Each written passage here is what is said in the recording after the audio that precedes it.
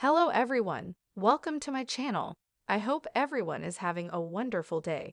Before starting the video, go ahead and hit the subscribe button and give this video a like up.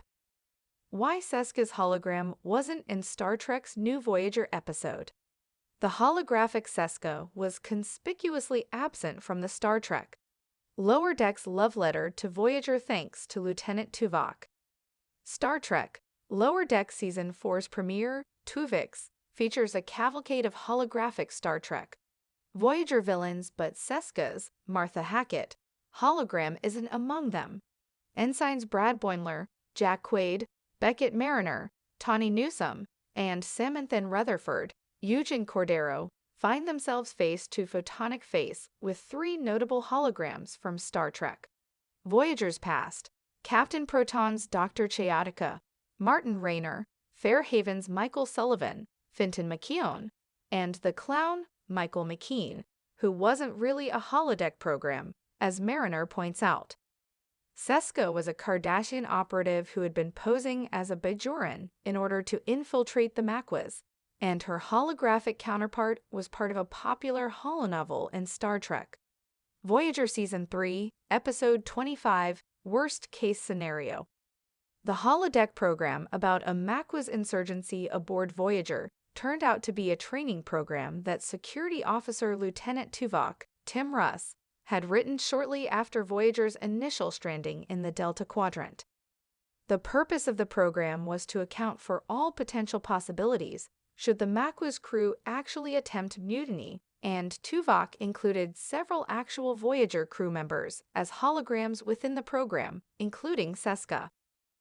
Why Voyager's Seska hologram wasn't in Star Trek Lower Decks Season 4.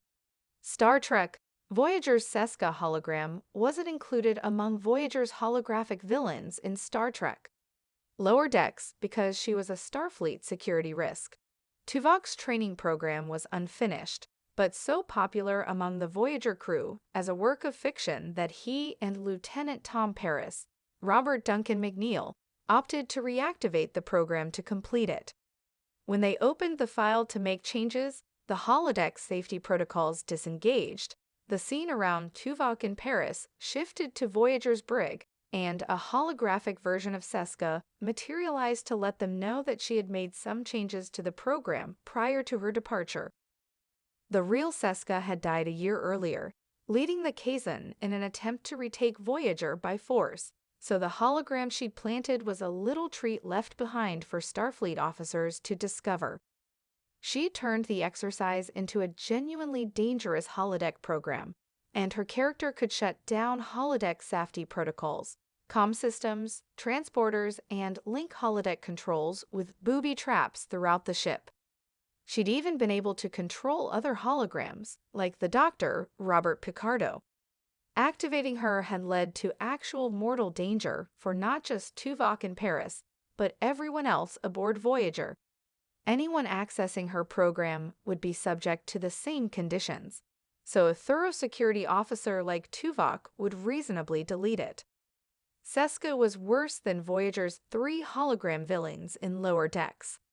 In Star Trek Lower Decks, Regillian curator Beljo Tweakle, Andy Richter, included the holographic characters of Dr. Chaotica, Michael Sullivan, and the clown in his U.S. Voyager Museum exhibit, but none of them were as dangerous as Seska. Chaotica was melodramatic, but hardly a real threat, and Michael just longed for romance. The clown was arguably the worst, but he hadn't been an actual holodeck program, so lacked the life-threatening power of the real thing, which came from his original computer. Their ability to take over Voyager came from the combined influence of reactivated Borg nanoprobes and the Tactacian macrovirus, and wasn't inherent to their programming. Thanks for watching.